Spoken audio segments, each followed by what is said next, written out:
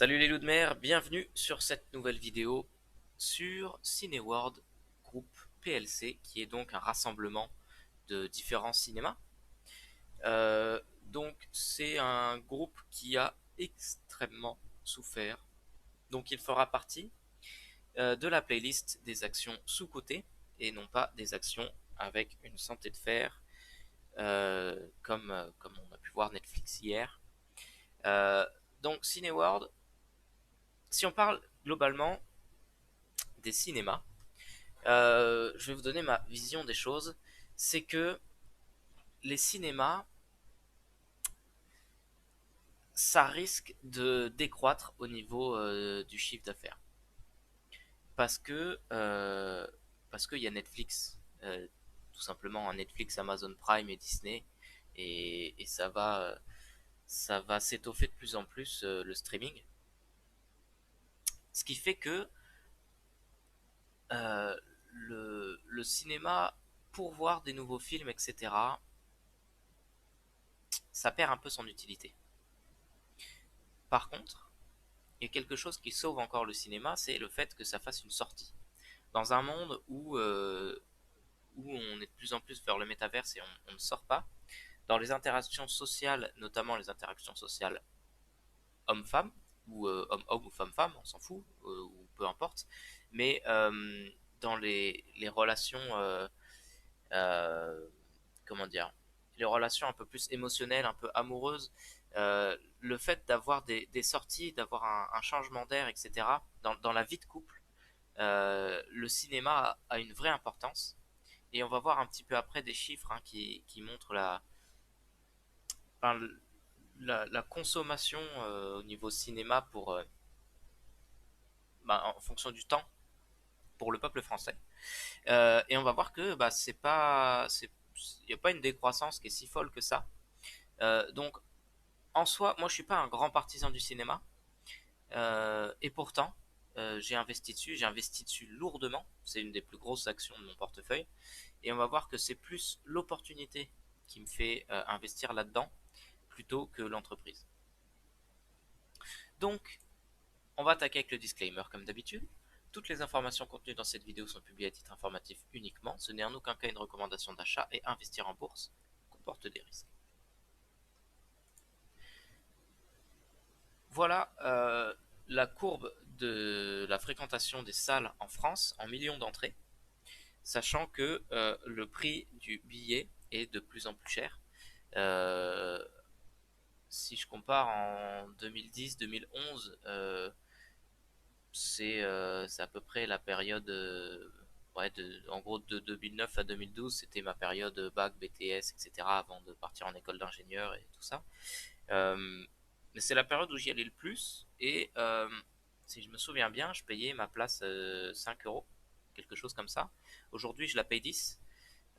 Mais bon, après, j'ai plus le côté étudiant, enfin, je perds quelques points de réduction, on va dire. Cependant, euh, il va sans dire que le prix du ticket a augmenté, mais on va voir après qu'il a augmenté de façon corrélée avec l'inflation. Et donc en fait, pour le cinéma, ça n'a pas tellement changé grand-chose euh, au niveau des bénéfices. Par contre, ce qui est intéressant de voir, c'est qu'on a une vraie fluctuation, mais elle n'est pas si folle que ça, cette fluctuation. Et on a quand même toujours environ 200 millions d'entrées annuelles. 2020-2021, j'ai pas les chiffres là, mais je pense qu'on va avoir une petite baisse. Maintenant, pardon, je reprends ma phrase. 2020-2021, on a une baisse qui est drastique puisqu'on a eu le Covid. Voilà, donc ça c'était les chiffres avant Covid, c'est les chiffres normaux. Puis ensuite Covid, toutes les salles ont fermé, donc forcément il n'y a rien. 2020, il doit y avoir rien, quasi rien. 2021, ça a remonté un petit peu, mais on n'a pas pu profiter de 2021 entier sans le Covid. Les 6 premiers mois, clairement, c'est 6 premiers mois où on a eu le Covid plein pot, donc ça ne compte pas. Et on va enfin, à partir de maintenant, commencer à pouvoir vivre à peu près sur le retour du Covid. C'est même pas une fréquentation qui revient sur le cycle avant Covid. Là, on revient sur le cycle ascendant où on va pouvoir remplir les cinémas à moitié, etc. Donc, attention, c'est clairement pas dans les 3 prochains mois qu'on va nous annoncer des chiffres qui seront égaux à ce qu'on a vu sur les 20 dernières années. Là, on est sur une pente ascendante. Moi, je m'attends pas à avoir un... En fait, je m'attends pas à avoir en 2021 un chiffre positif. On sera encore dans le négatif.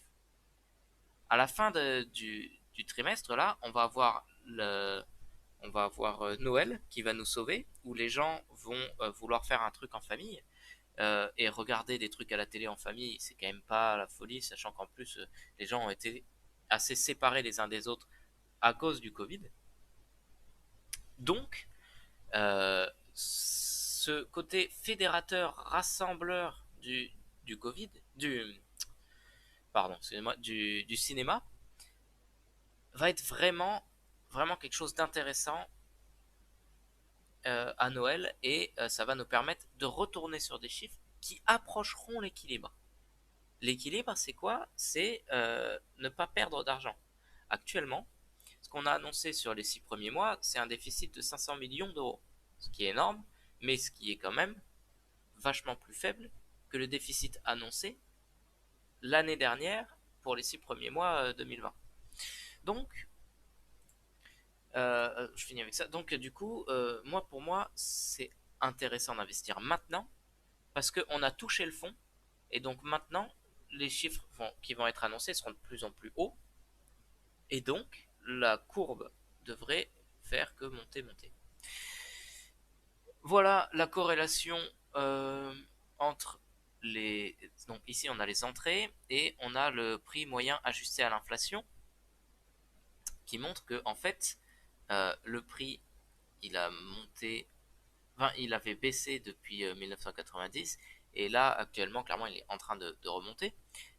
Cependant l'inflation augmente aussi et finalement on voit que entre 2010 et 2015 où on est passé peut-être de 5 à 7 8 euros, de toute façon c'est marqué ici, ouais non c'est ajusté à l'inflation, de 5 à 7 8 euros, et cette courbe elle reste flat parce que il y a eu l'inflation qui est montée et donc du coup voilà, est montée autant que ce qui est monté le prix du billet. Et la raison aussi c'est que on a eu une baisse de la fréquentation des cinémas autour des années 90 et donc il fallait augmenter le prix du billet de façon assez faible pour pouvoir contrebalancer cette baisse des fréquentations et ça a marché. Ça a marché puisque ici, même la baisse des fréquentations elle a commencé en 1980, on a baissé jusqu'en 1990 où là on a commencé à avoir une courbe flat, on a commencé à revenir à l'équilibre, donc on s'est dit on va pouvoir commencer à réaugmenter le prix. En même temps ils ont réaugmenté le nombre de fréquentations des cinémas. Voilà. Euh, on revient sur des graphiques que vous connaissez un petit peu si vous suivez cette chaîne depuis le début. Ça fait mal. Ça fait mal puisque en 2020, on voit que en 2021, pardon, on voit qu'on a fait des revenus. Donc ça, c'est uniquement sur les 6 premiers mois. Ok, donc de janvier à juin. On ne compte pas là-dedans les chiffres juillet-août, qui sont très probablement de bons chiffres. Et évidemment, on ne compte pas les chiffres de décembre, qui seront aux alentours de Noël de très bons chiffres, puisque on n'y est toujours pas à l'heure où on tourne cette vidéo, on est en novembre. Donc, on voit qu'on a un market cap qui est très faible, puisque en fait, on a un market cap que de 1 milliard de livres, d'euros, pardon, oh putain, je vais y arriver, 1 milliard de dollars, les gars, ok. Le problème, c'est que on a des déficits qui sont à 1,6 milliard, puisque on a des dépenses pour la tenue des cinémas, etc. Et on a des revenus qui sont seulement à 432 millions d'euros.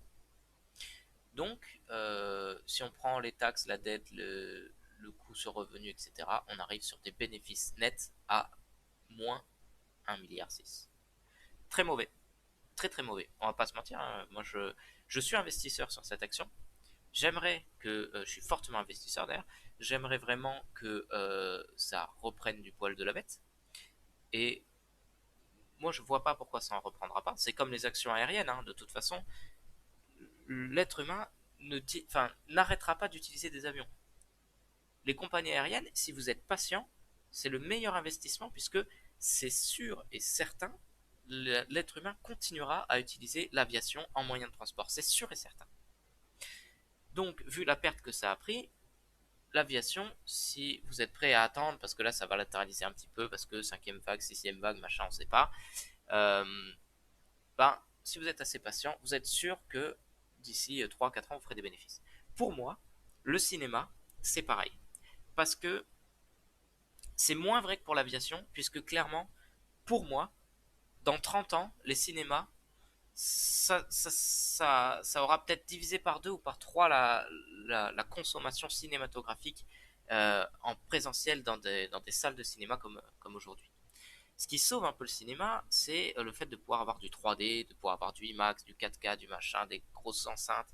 Euh, donc c'est ce qui sauve encore techniquement sur la partie vraiment technologique par rapport à ce que vous pouvez avoir chez vous en Netflix. Par contre, c'est plus cher. Au niveau confort, moi je préfère être confortablement chez moi. Sachant que bon, j'ai des grands écrans chez moi, c'est peut-être pas le cas de tout le monde, mais ça reste euh, un truc sympa à faire chez soi. Mais il y a le côté social, le côté lien social, où vous pouvez aller au bar puis au cinéma avec vos potes, ou manger un resto puis aller au cinéma. Il y a le côté dating, hein, qui est vraiment important. On a parlé de match group qui permettait de, de prendre contact et de matcher avec des gens via Tinder ou autre, hein, qui est une entreprise toujours en plein essor et qui permet de ne pas bouger son cul de chez soi et de rencontrer des gens. Donc, match group, entreprise intéressante. Par contre, euh, une fois que vous avez matché avec quelqu'un, que vous avez discuté, etc., le cinéma est un très bon date pour vivre quelque chose ensemble sans avoir à trop discuter. En tout cas, le cinéma en tant que tel, moi je déconseille, hein, pour un date de faire que ça. Mais c'est bien de faire cinéma plus quelque chose, enfin resto plus cinéma ou cinéma plus resto, en fait c'est mieux puisque du coup ça vous permet de vivre quelque chose ensemble, d'avoir un sujet de discussion et derrière d'avoir de quoi discuter. Bref, on n'est clairement pas là pour ça, mais je trouve que le lien avec Match Group, qui est une de mes vidéos précédentes que je vous engage à regarder, est intéressant. Et pareil pour Netflix, donc n'hésitez pas à regarder les autres vidéos de cette chaîne pour comparer les courbes, les résultats et les liens qui peuvent aller entre eux et du coup la corrélation entre ces courbes-là. Et c'est ça qui est intéressant, c'est que la courbe est très très basse, mais sur l'ascendance de cette courbe, hop, plutôt comme ça, parce que c'est l'inverse, il peut y avoir une corrélation qui va se faire avec les autres. Et cette corrélation, bah, globalement, elle va être autour de la sortie du Covid. Voilà. Donc, si on regarde les revenus dans le temps, on va enlever ça parce que c'est moche, les revenus dans le temps, eh ben, c'est une entreprise qui est stable et rentable depuis un moment. On voit que il y a eu par exemple Marvel Cinematic Universe ou 2-3 films comme ça qui ont généré un retour à l'engouement pour le cinéma. Et là, on était sur une tendance qui était vraiment haussière et des revenus qui étaient plus hauts que d'habitude. Et ça, putain, ça faisait plaisir pour les investisseurs. Sauf que pas de bol, franchement, pile au moment où on commence à exploser, paf, Covid. Et Covid qui fait mal, hein. Puisque là, on commence à exploser, donc l'entreprise, elle se dit, c'est parti les gars, on monte, on monte, on monte, on investit, on prend de la dette, on crée du cinéma, on ouvre des salles 4K, on ouvre des salles avec des lunettes 3D, et Covid. Du coup, une entreprise qui surinvestit et qui se prend des déficits comme ça qui, on va pas se mentir, vont être longs à rembourser. Quand on voit les bénéfices de l'entreprise, ça va être très long à rembourser. Euh, mais on va voir juste après que bah, y a eu un peu de revente de cinéma, etc. pour compenser ça. Donc du coup, la dette. la dette qui avait monté en 2018 parce que pour monter, en fait, comment dire, la courbe que vous voyez juste avant, jusqu'à 2018, c'est une courbe stable, rentable, mais qui évolue pas.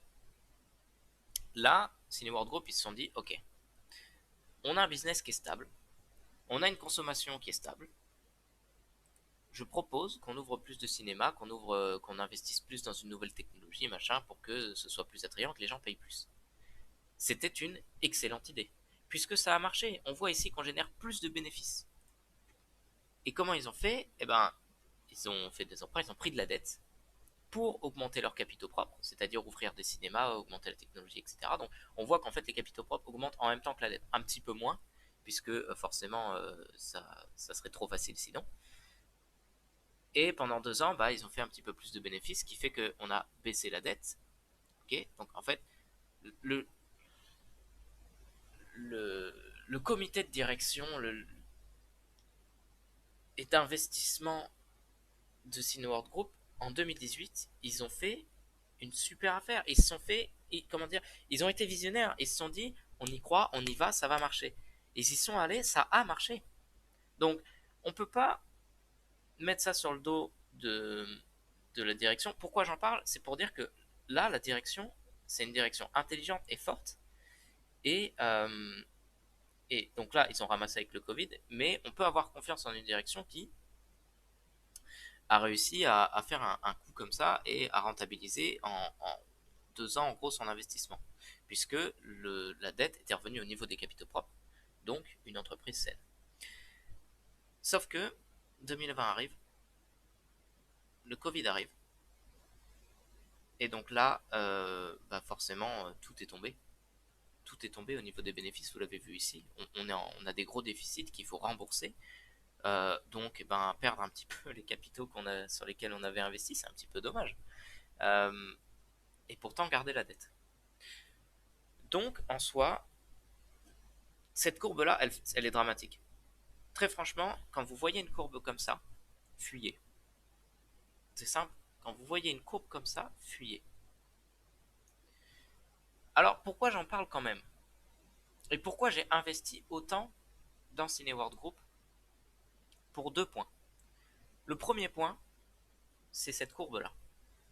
La courbe de valorisation de Cineworld Group, on voit jusqu'à 2018, elle était très belle. Puis, il y a eu une fuite des investisseurs, parce que, enfin, pour tout un tas de raisons. Euh, mais il y a une fuite au niveau des investisseurs qui est en fait plus une dilution de l'action. Et on a eu exactement la même chose. Donc là, ça commence à être intéressant. Quand vous êtes ici, après une dilution pareille, vous dites, oh, c'est grave intéressant. Et en fait, effectivement, c'était un bon coup puisque l'action a jamais été plus basse. Enfin, elle a été. Ok, je reprends mes mots. L'action a commencé à monter et du coup, c'était intéressant. Sauf que il y a eu quelques problèmes. On a commencé à voir arriver le Covid ici. Le Covid a été vraiment annoncé et tombé en mars au niveau boursier pour toutes les entreprises, mars-avril. Et là, c'est tombé d'un coup. Donc du coup, je vous dis pas que ça remontera au niveau de 2016-2017. Personnellement, pour moi, c'est impossible. Je n'y crois pas. Cependant, au niveau de 2019-2020, c'est possible. Ça va prendre du temps, attention. Je vous dis pas que dans 3 mois, on sera à 300. Okay, je vous dis pas que dans 3 mois, on sera à 200, 300. Mais aujourd'hui, on est à 60, on est entre, enfin, on était tombé à 60 à peu près, il me semble. Aujourd'hui, on est en dessous de 100. Donc du coup, là, quand vous voyez un cours entre 60 et 80 pour une entreprise qui, il y a un tout petit peu plus d'un an, il y a 1 an et demi, en valait 200, bah, il y a un x3 à faire.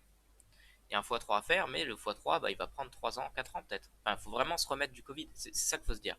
Là, le Covid, non seulement il a fait qu'on génère moins de bénéfices, mais il a fracasser le compte en banque de, de Cineworld Group.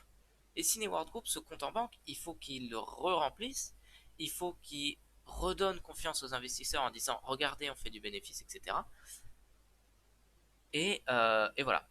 Cependant, on rajoute quelque chose encore, c'est que le milieu boursier, Wall Street, anticipe ces choses-là.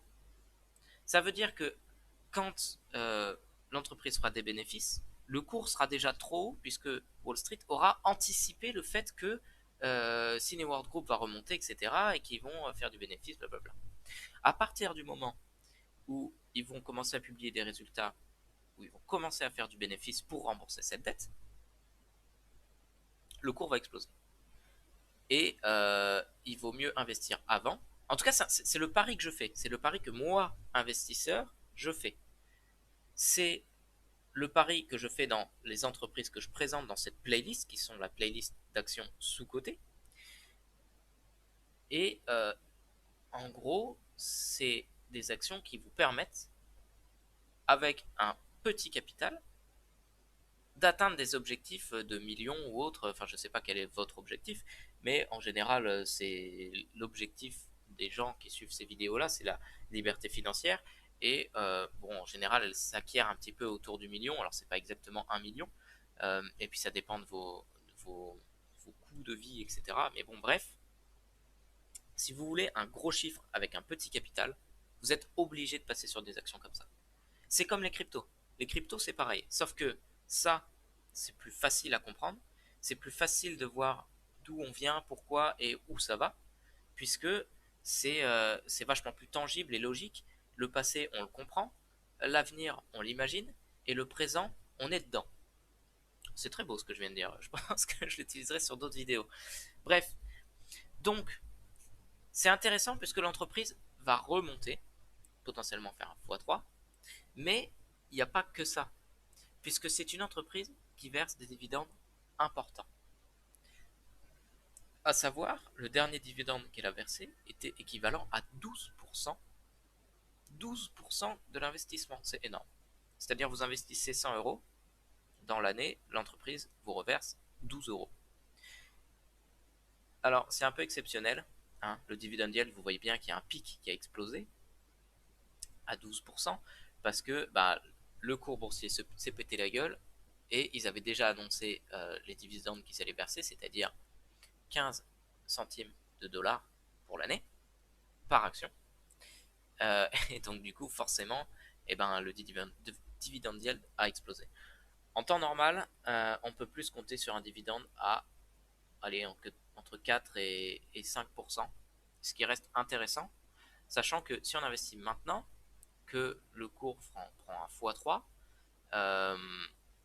et ben du coup, par rapport aux actions que vous avez achetées, le dividende sera à 15%. Enfin, en, comment dire, en même temps de monter, vous allez choper des dividendes qui vous permettront de réinvestir soit dessus, soit ailleurs. Donc, moi, c'est une entreprise que je trouve très intéressante. C'est une entreprise qui est en très mauvaise santé, mais c'est une entreprise qui a une mauvaise santé qui s'explique par le Covid, qu'elle ne pouvait pas maîtriser. C'est un drame, malheureusement, mais elle ne pouvait pas le maîtriser. Et c'est en train de remonter. Et donc, je pense que bientôt, en 2022, on devrait pouvoir retourner à l'équilibre où on fait, enfin, c'est même sûr, en 2022, pour moi, c'est sûr qu'on va faire du bénéfice et non pas du déficit. Cependant, on va refaire du bénéfice, mais ça ne nous permettra pas de rembourser cette dette intégralement, évidemment, puisque on a quand même 5 milliards de dettes. Donc du coup, il va falloir que pendant quelques années, on fasse du bénéfice pour que cette dette, elle descende un petit peu, ou alors que ses capitaux propres montent. Peu importe. En fait, c'est pareil. Soit on investit dans l'entreprise, soit on rembourse de la dette, soit on fait les deux, mais qu'on fasse l'un ou l'autre, c'est pareil. Ça donne une meilleure santé à l'entreprise. Donc, ici, on est au pire moment, et c'est pour ça que pour moi, c'est le moment d'investir, puisque il ne faut jamais investir au meilleur moment, mais toujours au pire moment, si vous voulez avoir une rentabilité très forte. Voilà, bon, on se quitte sur ces belles paroles, et à plus, à plus, pour de nouvelles vidéos sur des entreprises qui ont une santé de fer et qui vont continuer de l'avoir, ou des entreprises qui ont une mauvaise santé mais qui vont très probablement se redresser et générer des opportunités boursières. A plus.